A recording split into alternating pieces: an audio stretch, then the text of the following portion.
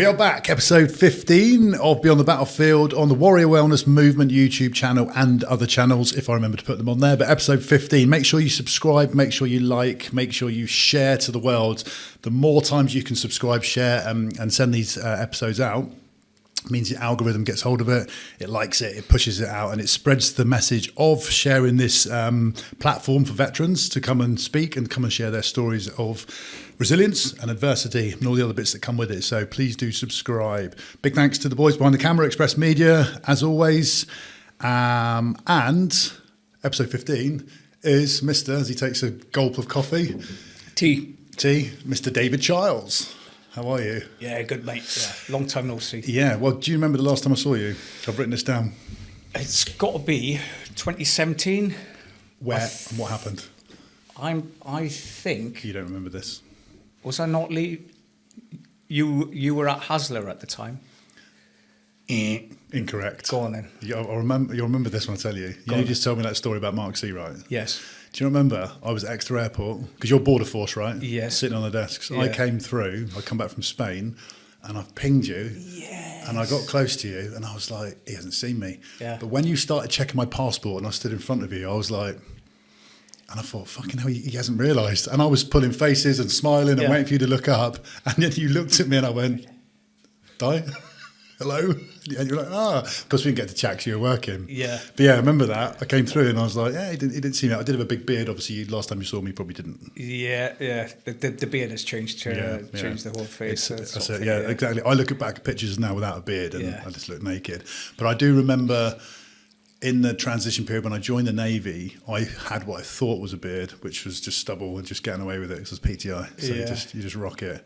But yeah, I don't think I actually saw you in Hasler. You probably we said, didn't we? We were ships in the night. Yeah, I remember popping in for something. It must have been the last, because I left. I left in July 2017. I left the Corps, and It was sort of the final few days, which was in May, and I remember that handing my ID card over to the clerk in Drake, and she got the scissors out and just cut my life up in front. Yeah. How does that feel? Because how many years did you do? Altogether, 100. Just short of 39 years. Yeah, wow. Yeah, 8 months short of 39 years. So I joined at 16 in 78. Bloody hell. And I left the day before my 55th birthday, 2017. Go on, how did it feel? Very, very surreal, to be honest, because the ID card was one of those things that was permanently in your wallet. And I remember waiting to transfer from the Royal Navy at the time, 1981, and I'd been down to Lympstone and I'd done week 10 Avon Stroll. This was pre-PRMC sort of years, and I was going to Boots, so I needed to buy something. Anyway, I was approached by two guys, pompy skinheads, and they wanted my wallet. They weren't getting it, so we had a bit of a tear up. And I remember the one thing I didn't want to lose or give them was my wallet and my ID card and everything else. And as I'm taking this shoe in, and I've rolled myself into the ball, and I've seen a drain cover there. An open. So I've pulled my wallet out and I've thrown my wallet down the drain, and basically I've laughed. There's me wallet, there's me money. You can't do fuck all, no, guys. Yeah. I'll just roll into a ball and you can kick me around. But I thought it was funny. And they left me and they'd walked off. Then I had to walk back, obviously, to Nelson. I couldn't get in, first of all, because I didn't have any ID. I said, I can tell you where my ID card is. Look at the state of me. So they'd looked up, he is here. And then I was charged £20 for losing my ID card. I remember going in to see the commander at the time, say, well, I haven't lost it, so I know where it is. It's in the drain down there. But that's the value of having that ID card, right? Yeah. Do you know what? I've still got mine. It never got chopped up. Yeah. I've still got it. I've still got it attached to the Hasler lanyard that you used to get, and I've probably still got the pass to get into Drake as it was back then. Yeah. But yeah, it's. I mean, I couldn't possibly imagine that, mate. 39 years. I did just under 14, and those last 2 years were in rehab anyway. Right. But yeah, 39 years. But you've transitioned now, and have you been doing the same job since? Sort of. So it was quite funny. It was I instead of doing resettlement, I asked the colonel at the time. I was down at 1 Assault, which is obviously 4-7 Commando. So instead of using my leave and resettlement, I've got a chance. I can join Border Force Plymouth, and it was a nice sort of easy job, 9 to 5 civil service job. So I was running in the morning, I was having a Adobe and a shave, putting the uniform on. The wife was enjoying it. And it was all to do with post-seizure. So the customs officer would take people's cars off them for various, smuggling thousands of tons of drugs or cigarettes, people, anything at all. And you could take the customs powers are quite big, so you could take someone's car off them, and then people would write in and say, you took our coach, you took our lorry, and you had to look into the reason behind it and say, no, you're going to have to go to court to get it back, or yeah, okay, you can have it back. It wasn't your fault. You didn't know your driver was smuggling. But after about 4 months, I sort of started to think, the office world, the 9 to 5 office world, working with certain civil servants who didn't like you sat at your desk eating, so because we were so used to doing that in the Corps, they wanted you away from the desk. Why wasn't I in the union? So then I started looking at what other people were doing, and they were doing immigration, they were doing customs. So I asked the HO, I said, what's the chance of an immigration course? He went, yeah, we can put you that. 3 weeks down in Folkestone, did an immigration course. And then at the end of the immigration course, I thought, okay, maybe that wasn't the best idea. Immigration is so grey and so woolly.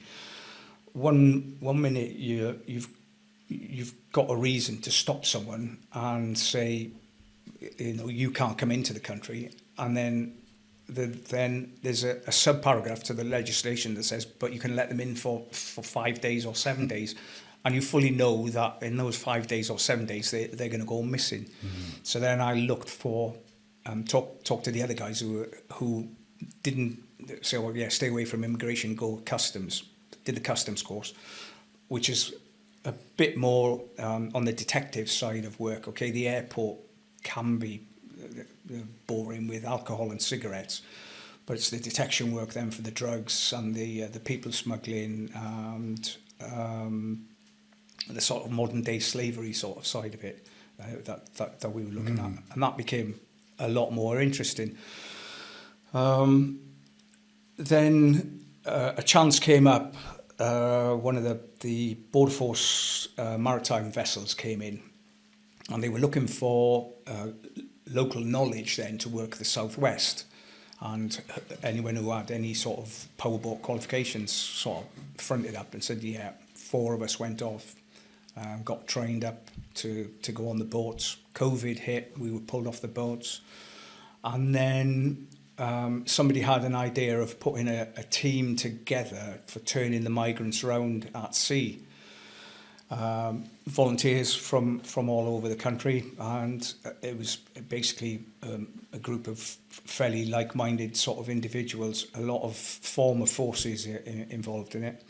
We had 3 ribs, and we started first of all with a thing called a VAB, which is a waterborne stinger, really, and that was meant to sort of entangle the props up. The only thing is, there was that many of them crossing at the time.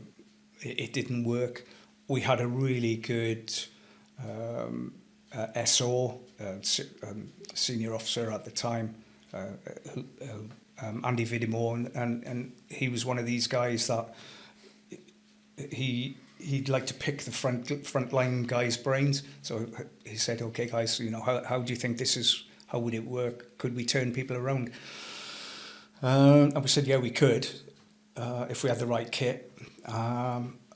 One of the other guys came forward and said, "If we use the SBS style jet skis or tactical watercraft, put sponsons on them, they're rapid enough, they've got the power, and we could turn them around." So we trained up to do that work, and we put the concept together, put the concept in front of, well, in fact, the corps turned up, Metropolitan Police turned up, Hampshire Police Force. We put the whole thing together and put a display on in front of HMS Bristol, and we were given the go-ahead to give it. And then I believe there was a court case and something to do with one of Border Force's own unions decided to take it to court, and we ended up then not being allowed to do it. So that deterrent was lost to us. Whether it comes back or not with the way things are going at the moment, I don't know. What a shower of shit. Yeah, but they then had this team of 30 guys. When I say guys, there's females as well. So there was 30 of us, highly trained, highly motivated, and they went, right, what are we going to do? They've got two top of the range ribs. They've got jet skis or tactical watercraft. This is an asset. What on earth are we going to do with it? So we've become a sort of mobile team, and we now work UK wide, and we've had some good results with tracking commercial vessels dropping drugs in the water. Right. We've been used as cut-offs for ambushes. And the latest one we've just done now is K Company 42 Commando have taken over the SBS and the police role as our armed response. So what will happen is that the K Company will get the call up and say, this is the vessel we want to hit. We know from intelligence it's normally sawn-off shotguns. It's going to make a mess, isn't it? They're going to come on board. They're going to hold everyone first of all, and then we'll board after. And so they'll just launch from Plymouth? Don't know yet. Wherever it is. Yeah. The training side of it was done in Plymouth, and the exercise was done in Plymouth. But we've launched with pool from Lowestoft and all sorts of places. Fascinating. And that was me thinking you stood there taking passports. Yeah. I did. That's what I did originally start doing. Yeah. That's interesting. Like all the stuff that I suppose it's like people who don't know the military, you tell them stuff and they go, I didn't know that. But that's interesting, what happens and what goes on. You see bits and pieces on the news, don't you? They don't believe the news. Yeah. But that's interesting, mate. What's take us back to 1978. 78. Yeah, joined the Navy. 16 years old. Yeah. 16 and a month and a half. So I was 16 on the 29th of July, and I joined the Navy on the 19th of September 78. What's the decision? Right, that's a cracking one. So I was a Sea Cadet. And I had wanted it. I wanted to be a Royal Marine, but you see the adverts, and they had to do 30 miles and everything else. I thought I'm not that, not that fit. And I played a bit of rugby. I did a, cross country running and things like that. But I just didn't feel I was sort of Royal Marine material. So my father and my grandfather wanted me to follow their footpaths, become an engineer. My grandfather was involved in the building of the Mulberry Harbour, so he was, and it quite integrated into that. It was something he was very proud of. And then my father was a heavy engineer, fitter and turner. So they were, no, you've got to come in the engineering route. And I'd thought about it, And at the back of my mind, I said, well, okay, so a stoker is an engineer of sorts. So, and I was in this Sea Cadets, but my passion was always boats and sailing and seamanship. My mother was working for the Royal Navy Stores Depot in Llangennech at the time. She was an AO, an admin officer with the MOD, and she was working on aircraft stores. There was a lieutenant commander working with her at the time who was giving the advice, a guy called Barry Godefroy, and he was an aircraft engineer. So he and my father got on really, really well. And my father took him to the Cor Meibion Llanelli, which is the Welsh male choir. And we came down to Plymouth back. My first visit to Plymouth has got to be 70, 76, and then the second visit 77. Anyway, I went to the careers office. I passed, and I passed the interview, but I didn't get what they offered me was S&S, radio operator, and I can't remember what S&S was yeah. that? So that was the old logistics branch. Right. So stewards, chefs, and Jack Dusties. So there was no way I was going in as a steward. I can imagine you doing that. Yeah. Yeah, and then the warfare side, or it was called the ops side at the time. So I could have gone in as anything missile man through to diver, and I would have liked to have gone the diver sort of, because I was a member of BZAC and my father liked diving as well. Anyway, I went home and went, right, these are the choices I've been given. And then Barry said, well, obviously you're not having, even though I was in a Welsh grammar school, I wasn't the brightest at school. And he said, well, you're obviously, how many O levels do you think you're going to get? And I went, realistically, I'll be lucky to get 2, I think. He said, well, you can't join as an officer.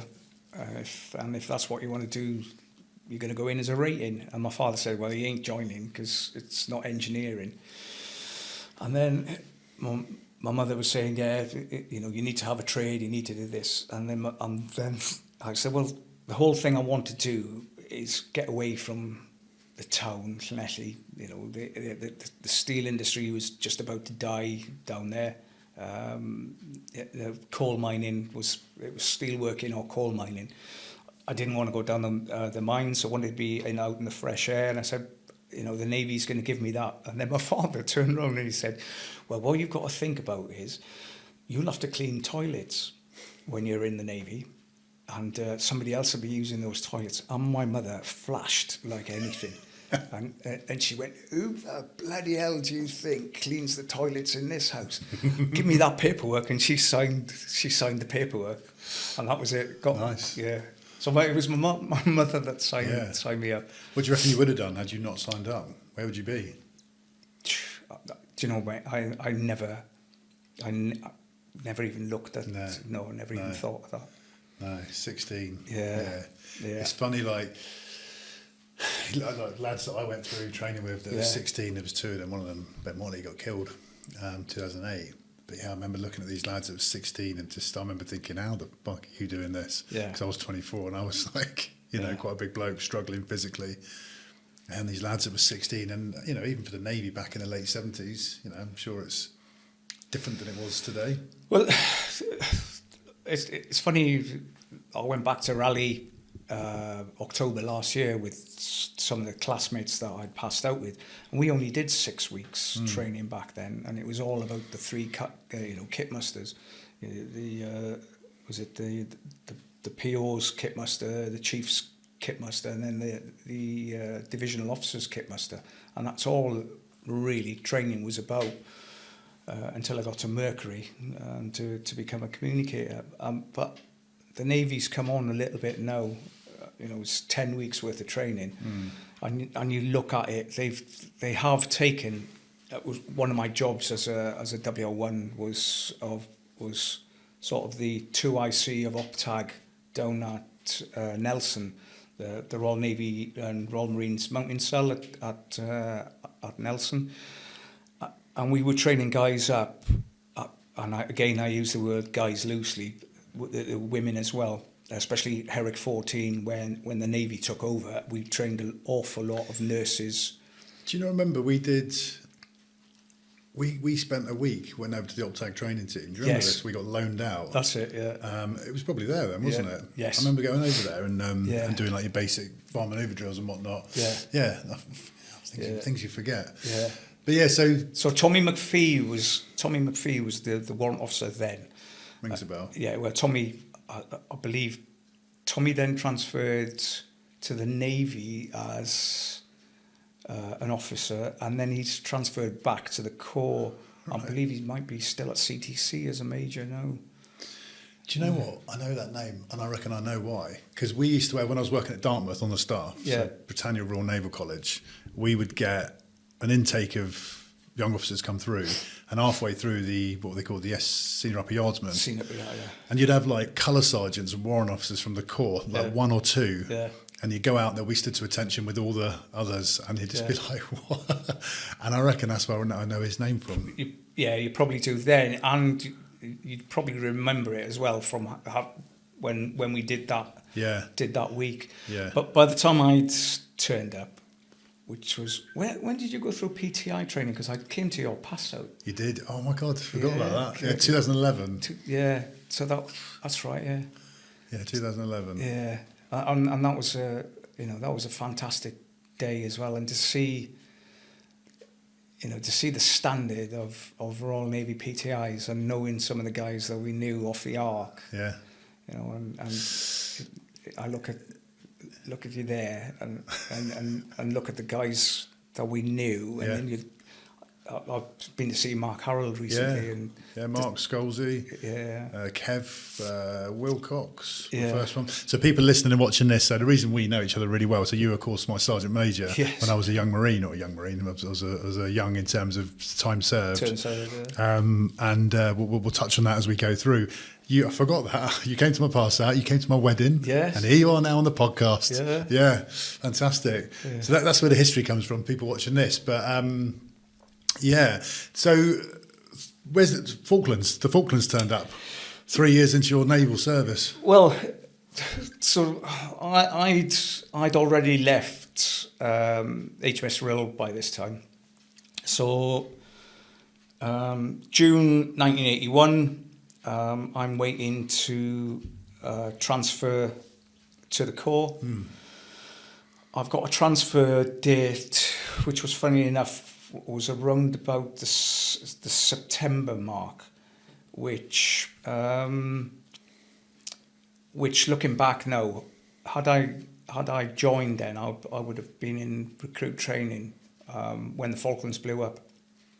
So. I was one of the youngest to do the ship's divers course. My father was BZAC, as I've already mentioned, and I was a member of the Llanelli BZAC club. So I'd done diving before. At 17, as soon as I was old enough, I did the ship's divers acquaint, did that in Chatham Dockyard, which was, even to this day, it's a stinking place. Jumped off the old HMS Triumph, which was an old aircraft carrier, so it was quite a big. And I remember there was 8 guys that started the acquaint, and by the end of it, there was 3 of us left. I was 17, and the other 2 were like 25 and 26 with big beards. I couldn't grow a beard, and you didn't want a beard anyway because the others had failed because they had beards and couldn't get a proper watertight seal. So January 1980, I did my ship's divers course, youngest to go through ever. At the time, I don't know about afterwards, but at the time I was the youngest to have gone through. So I needed to keep my minutes up to date. There was a chance of a dive just before summer leave, and basically we were doing a bottom search on some vessel or other, was a training dive for me to get my minutes in, but there were some new lads who were on the course, who were there diving as well. One of them had panicked, cracked his pony bottle up open, dragged me up the hull. So we got out, and as I'm coming out of the water, it was the old wooden pontoons, and something snagged on my dry suit, went into my knee. So took the dry suit off, handed there, and I had a cut. It was about only half an inch deep, and about half an inch. Nothing serious. Or so I thought. Never thought anything of it. Dive supervisor, the PO, turned around and says, "All right, tough. So get yourself up to Nelson sick bay and get a stitch put in it." So, really, for that, it's had a bit of a wash and never thought anything of it. Anyway, the following morning, my leg was huge, absolutely massive, and dragged myself down to sick bay. And by the time I'd gone from the block, which is only 500 metres, I was in tears. I got there, and the Killick MA went, bloody hell, you look in a state, and then he started bollocking me because I hadn't shaved, and that's the last thing I remember. I passed out. And I woke up in Haslar Hospital, the old R&H Haslar Hospital. My mother and father are there, and they were saying, if these injections don't work, we're taking the leg off. And basically what had happened was, where we were diving was in a Pompey sewerage outfall area, so it was streptococci or gangrenous. Yum, yum. Yeah. So that put me off being able to join the Corps, because I spent 3 weeks in Haslar and then transferred to a civvy hospital at home. That's how serious it was. And I spent another 54 days in hospital there. So by the time when I came out, I was restarting all my phys again. And the Falklands broke out. So by this stage, I didn't get called. I'd gone on Easter leave. I didn't get called back because I was just getting over P7RD and I was down to transfer to the Royal Marines. So I had my Easter leave, came back, went to what was known as the MACO then, the Manpower Allocation Centre, saw my DO and said, "Chief, there's a war going on." "Yeah, I'm aware there's a war going on. What do you want?" So, I need a part of it. This is what I joined to do. I didn't join to read about it or sit around. I did my training. I'm a tactical radio operator. I want to be on a ship. I want to go to war. And he went, "Yeah, you're done for a transfer to the Royal Marines. Off you go." And I went in to the MACO every day for 3 weeks. Chief. And on the third week, so I was still in Pompey when Sheffield got hit, and in fact I was in the Mighty Fine pub when the news came out. The Mighty Fine's gone now. It's a real den of iniquity at the time. You had your Hampshire Roadrunners, which was the local Hells Angels. You had your skinheads in there. You had your mods, and you had Jack all thrown in, and the place just went absolutely sort of dead silent. And then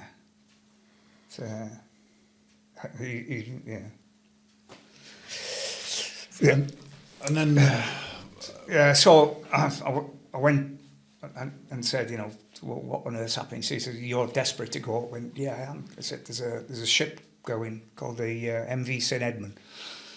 I said, "Never heard of it." He said, "Neither have I, don't worry." He says, "You're joining it in Guz, pack your kit. When am I going? There's your ticket. Get on the train." Turned up, and it was a British rail car ferry, and they were putting gun platforms on it. So got trained up on the GPMG by the RAF regiment, and ended up in hell of a combo that. Yeah. The RAF training up a Matlow, yeah, a GPMG. Yeah. Ended up, we got there. So I actually got to the Falklands about it's around about this time, 1982. So on the way down, we'd sunk to Belgrano already.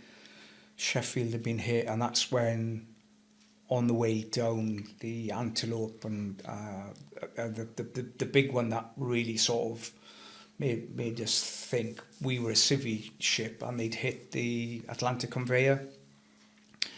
So she was carrying Chinooks and everything else, and she'd been hit by Exocet. And I was thinking, I'm on a car ferry, I've volunteered for this, and I'm stood behind the GPMG. Let's see how this is going to go. But anyway, we did Bomb Alley, did the, fired the rounds down with the air attacks. And we were the first civvy ship into Port Stanley. Within 12 hours of the surrender, followed HMS Plymouth in, which was a sight to see. What was the role? What was the role of the ship you were on? So we took down an army regiment of air defence. We had RAF Reg air defence. I can't remember what the infantry. It was an infantry company. Gurkha engineers, and then the ship's middle car deck was just full of ammunition. So that's basically what we were taking down was extra ammunition. And by the time we'd got there and the ammunition was being unloaded, the lads on the ground were running short of ammunition, and this is where I went back to the Falklands last year, and I was really lucky. The group of guys I was with were, some of them were clearance divers, and then there were Andy Jones, who was anti-tanks for K Company, Peter Erskine, who was mortars, MFC for L Company, and bloody hell, I've forgotten the third guy who's going to crucify me because he's a motorcyclist as well. But he was J Company, and it was really strange. So I've got a green lid, and I've got a chest full of gongs from everywhere we've been. But I couldn't go with the Matlows because I couldn't identify myself as the Matlow. And I couldn't go with the Royals because it was a real sort of strange sort of feeling to be stuck in the middle of the two. But to hear, so I joined K Company in '83, which was the most decorated company in the Corps at the time. You know, if you didn't have a military medal or an MID, you were nothing. There was 25 sort of MIDs in the company, and five military medals and a military cross. So I'd heard the stories of how K Company and the lads, the section I was in, how they'd done Mount Harriet. But then with Andy Jones, he said he was giving it from a different perspective, and he was saying, well, we did this. This is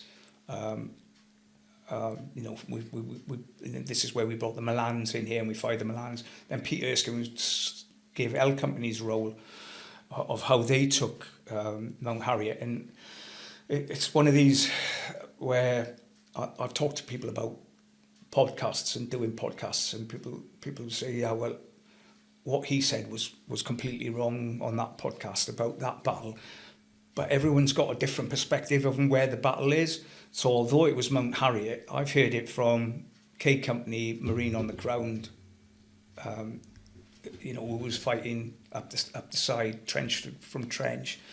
Then I've heard it from an anti-tank K Company perspective. Then I've heard it from an L Company mortars perspective, and then a J Company doing the backup sort of perspective. So I can understand where it's the fog of war. You're just interested in your own little piece. So Northern Ireland, I only saw my little bit. Iraq, I only saw my little bit. Afghanistan, I only saw my little bit. There was so much more going on all around you.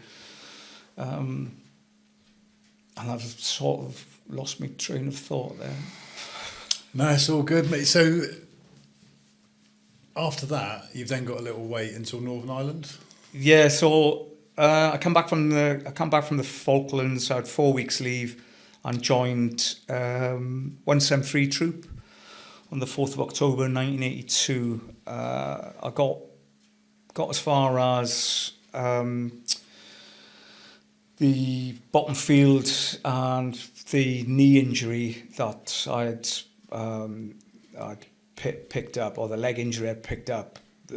Basically, the knee I cracked it somehow, and I had 8 weeks in plaster, and then joined 175 Troop. I'm passed out with 175 Troop. Joined K Company. Did 83 package of mountain training. 84 my first proper winter as a grav, and then Northern Ireland of South Armagh tour, working out of Falkhill.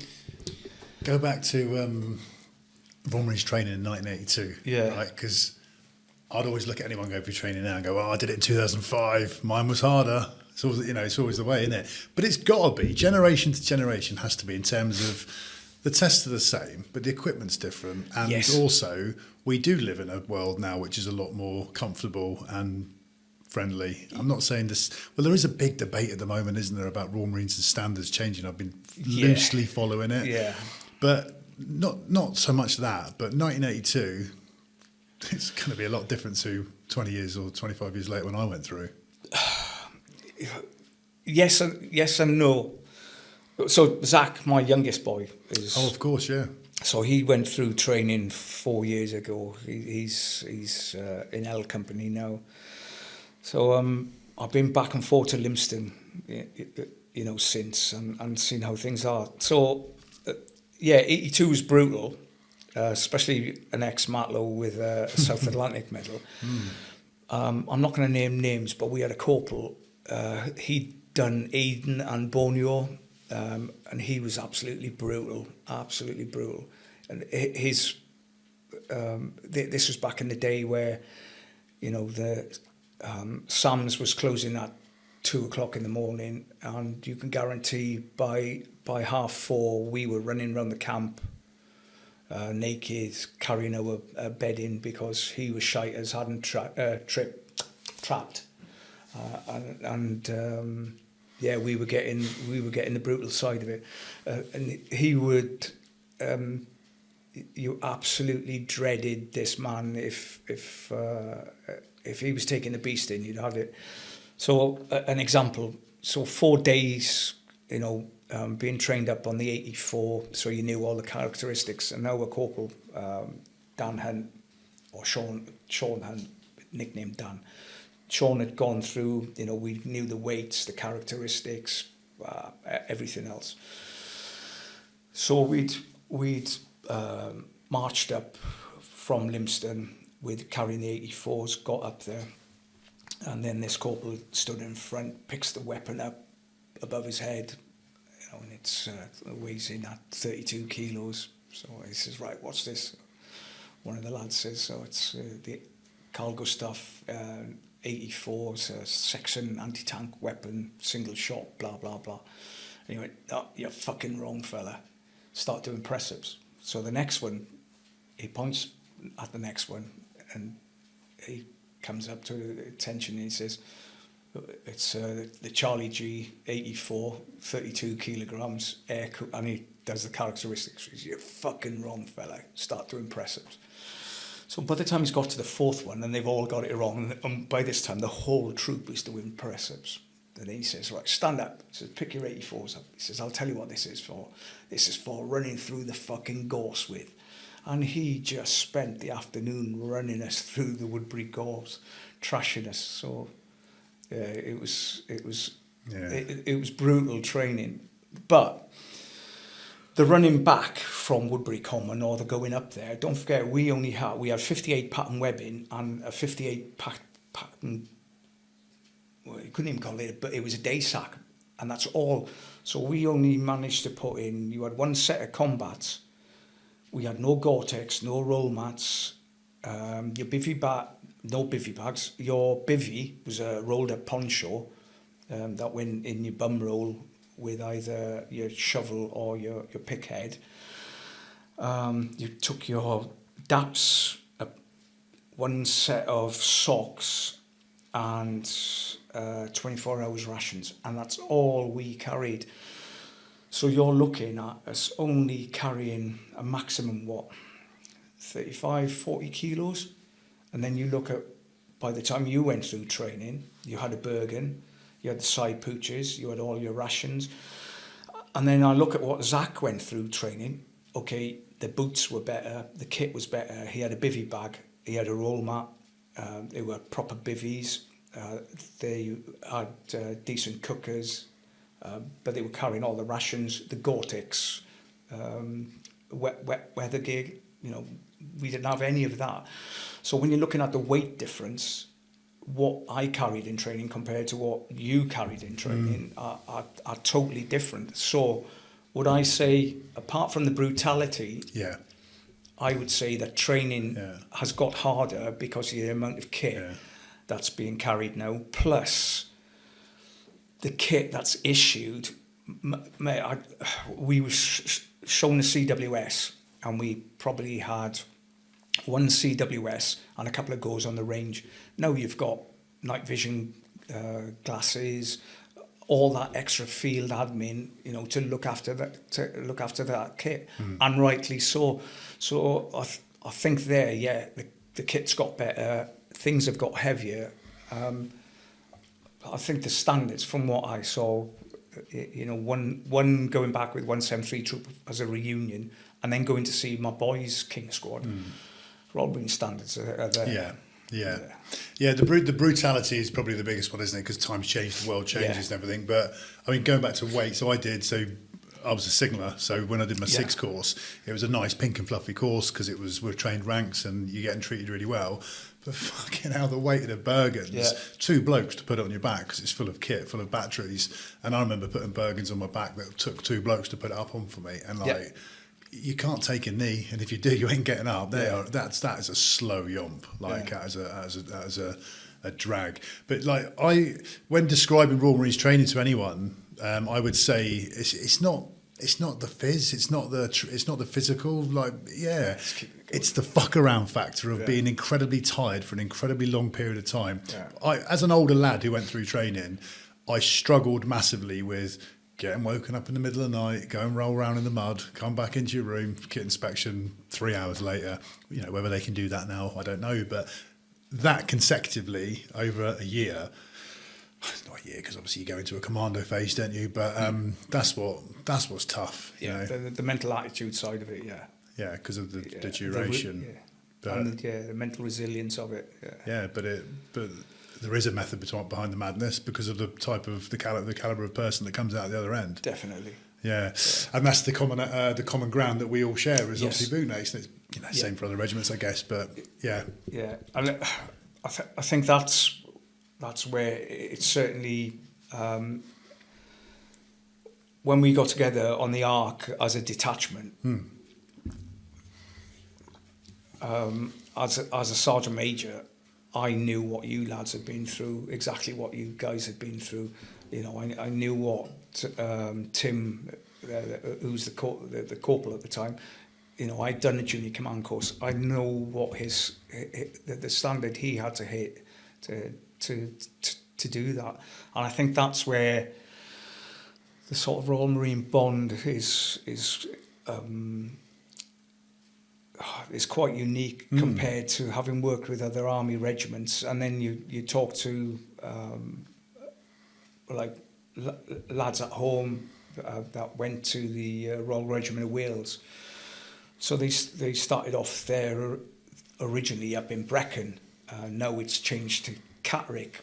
And then you're talking to, they may not have been trained by corporals from their regiment. They're being trained by corporals from another regiment, and all the standards are so different. whereas we are hard and fast. These are Royal Marine corporals training Royal Marine recruits. And the same goes for the officers. We spoke before we came on to the podcast about standards and differences between officers. Yeah. I believe that the Royal Marines is the only unit or whatever that the officers train at Lympstone. At Lympstone, yes. The recruits train at Lympstone. Yeah. Everyone else, obviously, you've got Sandhurst and they get attached. So you've got that respect, that camaraderie, and again, officers is obviously another level. I've never done it, but I know that it's another step up. Yeah. So I think that's why maybe the Royal Marines do respect perhaps officers more than other units might perceive their officers.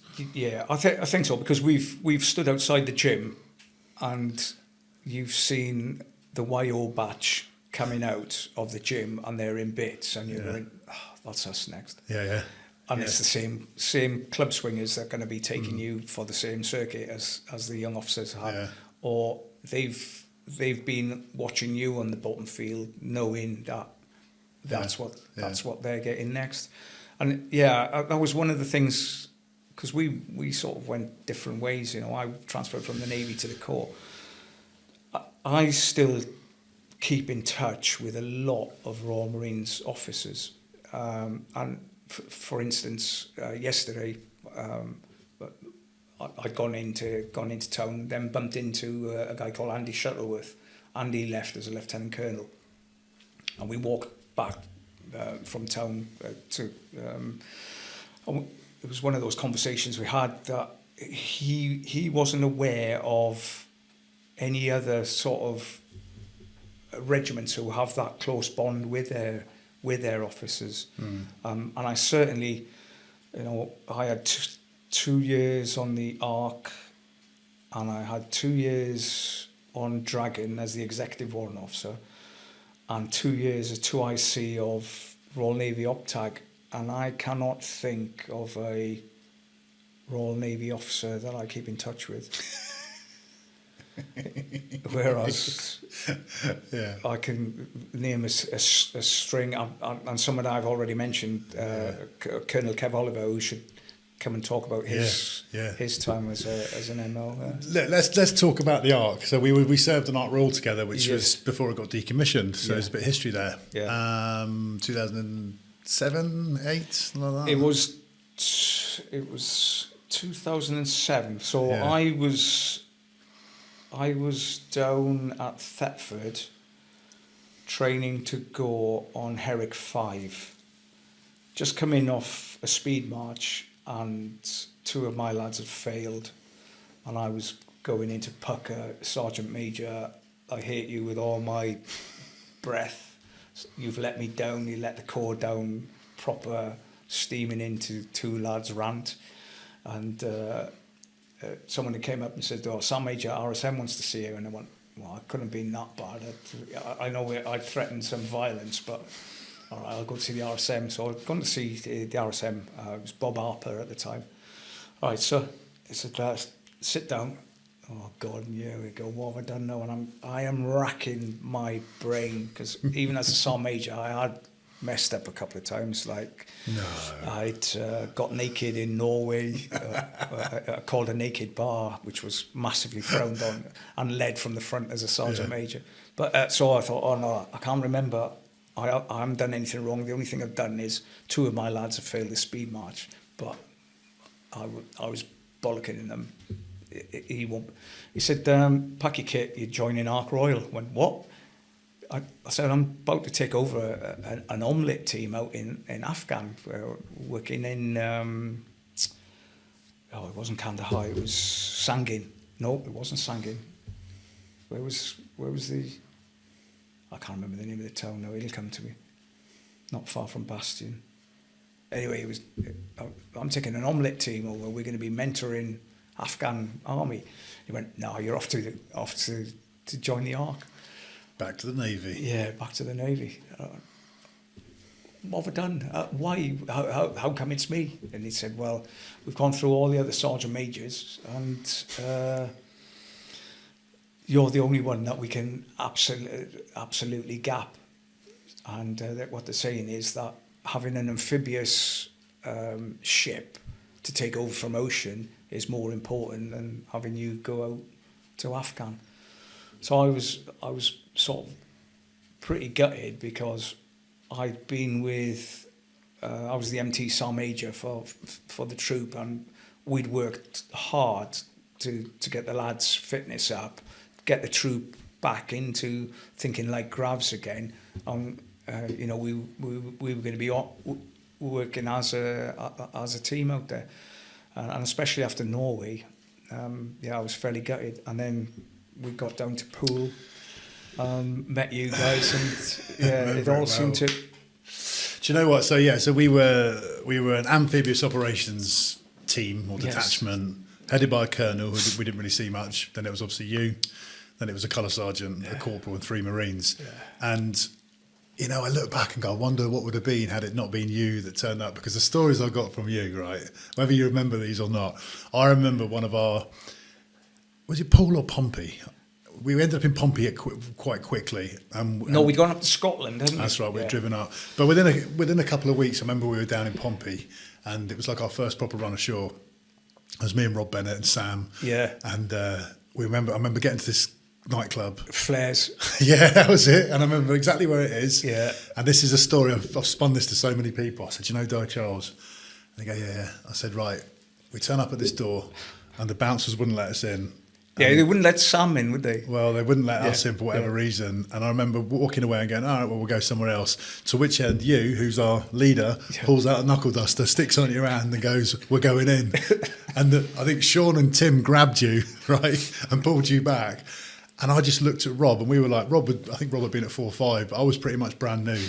And we looked at each other and just went, this is going to be a fucking Hoover draft. And it was. And that was it. And from that moment onwards, Dai, I think I've ever told you this, never thanked you. We were bomb-proof. Yeah. Because like that was you like setting a standard of like, right, fucking okay, maybe not, but and I just remember stories of like Rob getting into trouble, knocking someone out on a waiting for a PAS boat, and the next morning he came in and he went, Sergeant Major, there was a bit of a problem last night, and you went, yep, I know, and he went, yeah, you went, what happened? And he went, oh, he was gobbing off, so I just banged him out, and you were like, right, hang on a minute, and you walked out. And we sat in there like, oh, fucking hell, I'm going to be in trouble here. And then you came back in 3 minutes later, sat there and went, sorted. And just cracking on. And that was it. And we just had this like unique nature of like, fucking just get away with anything. We really could. It was there's many things that I hated about it, because a lot of boredom, wasn't there? Yeah, there was. But looking back now, there was also some great run ashores. We were surrounded by good people, great people. Yeah. So it was interesting. I think the real sort of interesting one for me was when we were told we were going to be alongside for 4 months.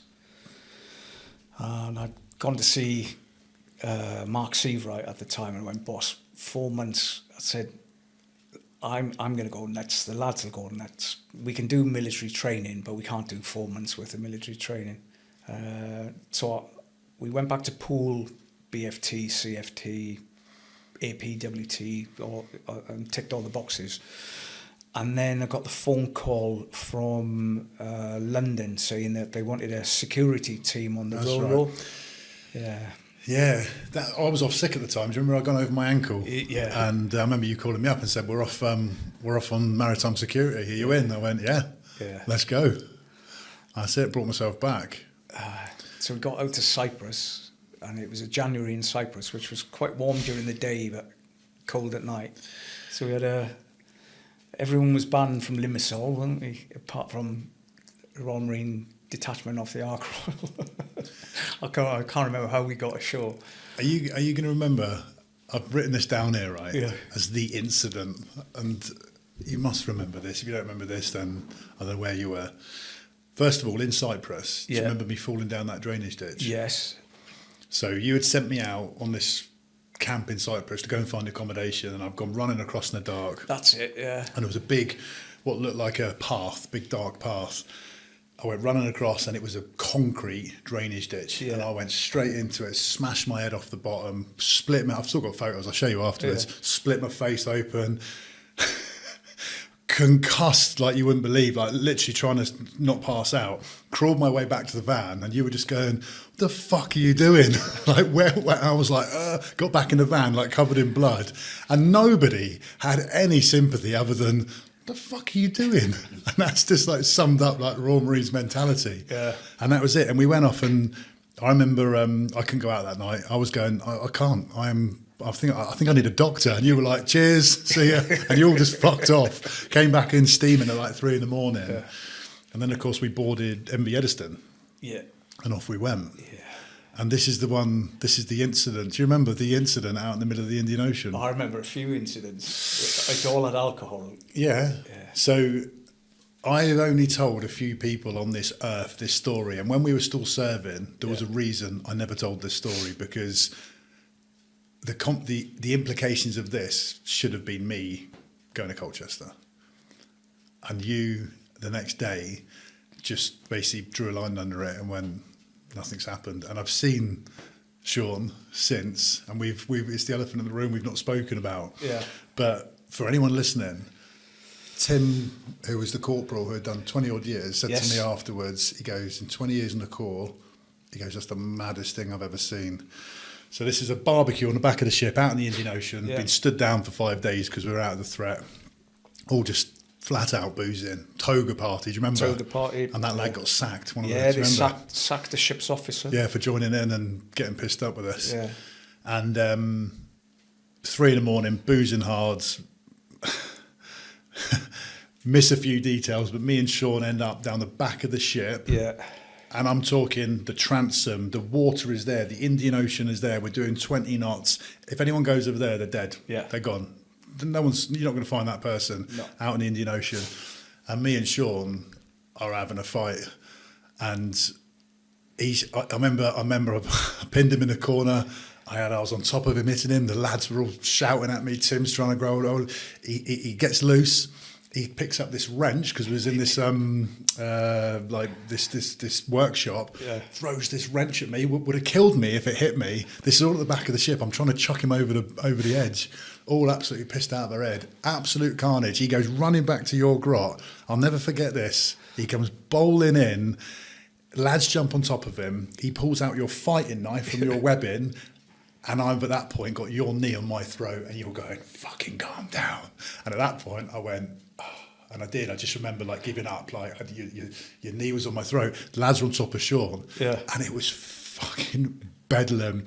And I never spun that bit to people when I was in, because it's like this was a colour sergeant and a Marine. Like it was ridiculous. And the next day, I remember you just coming in and like going, "You all right?" I was like, "Yeah."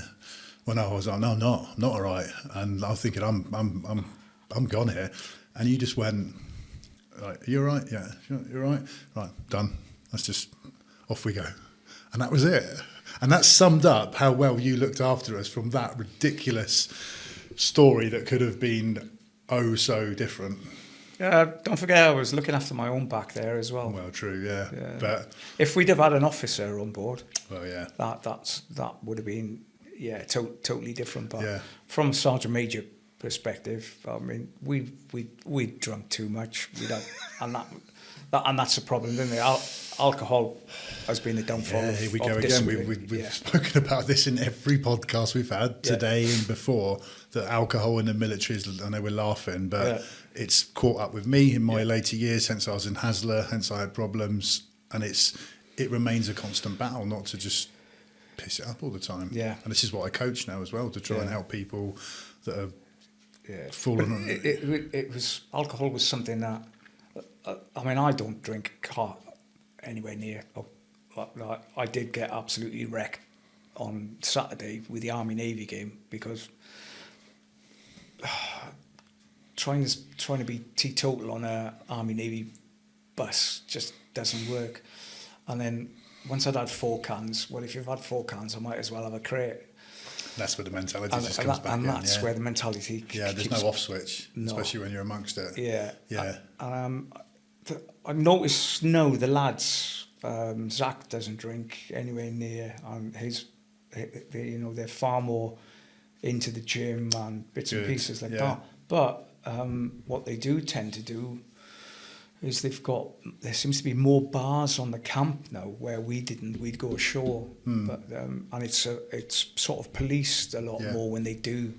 They look after themselves a lot more than what we used to do. So that side of it is good. But yeah, alcohol's still a big thing for. Yeah, and I think it always will be. I think it always will be, so I don't know what the answer is there. But we're running out of time. We've rattled through like over an hour, mega quick. Yeah. Things I want to just mention and give you a chance to plug. Obviously, the T-shirt that you're wearing, so Combat Stress. Yeah, so lost a lot of good guys, not just Afghan, Iraq, Northern Ireland, Falklands, PTSD, mental illness, combat stress. We used combat stress a fair bit when I was at Hasler as Hasler 2IC. Ash Nicholas, who took his own life in 2019. I always felt I let him down. Wolfie, he was a 2009 sort of Marine, so he never even did an island tour. He took his own life on leaving the Corps. Didn't have that Brotherhood focus. So yeah, I'm running 100 miles in over May so far. I think what is it? We're day 9. I'll get up to Wales tonight and do 3 or 4 miles. But I'm by Sunday I will have cracked 50 miles. So it's all downhill. But yeah, and that is raising money for combat stress. Yeah. So by the time this comes out, that would have been and gone. But if the link's still valid, then obviously we can drop the link below. That'd be fantastic. So we'll drop the link to combat stress as well below. So that's fantastic. The other one, mate, is you mentioned before the RMA Riders. Yeah, so I've formed the RMA Riders in 2016, and it's basically you've got to have been a Royal Marine, whether you're band or commando, doesn't matter. Got to have been a Royal Marine, and you've got to be a member of the RMA. It's £5 a year to join, and we go all over the place. So it's mainly run on Facebook, and then guys will get together. So there's lads riding over to Austria at the moment, and some of the guys just come back with RMR London from Zeebrugge. Mm-hmm. So, yeah, and again, that's giving people a platform, a community. Yes, veterans, like-minded veterans, obviously. Yeah, motorbikes and green lids. Yeah, talk and share. And that's the big one, really. It's people say, do you miss the Corps? I said, I'll be honest. The phrase I use is, I miss the clowns. I don't miss the circus. And it's when you start getting, as we are now, and then a couple of beers as well, and the dits come out. That's the sort of thing that it's the camaraderie that the riders bring, plus that love of motorbikes as well. Yeah, mate, I appreciate it. Yeah. Listen, obviously in an hour or so we can't possibly fill 39 years worth of service, but we've been in touch and we'll remain in touch. And yeah, you were, and anyone I spoke to who served under you as a colour sergeant or below, where you've been a sergeant major, I know people think very, very highly of you. For instance that we spoke about of how well you looked after people, and I take my hat off to you. So it's great to be part of your, I suppose, your network and have your friendship. But that is Beyond the Battlefield, episode 15. If you haven't hit subscribe, do it right this second. Like I said, the more people that subscribe, that share the channel, share this episode, it pushes it out, the algorithm likes us, and we can push the message of veteran community, health, etc., and looking after one another. Dai, an absolute pleasure. Thank you very much, sir. Cheers, buddy. Nice one.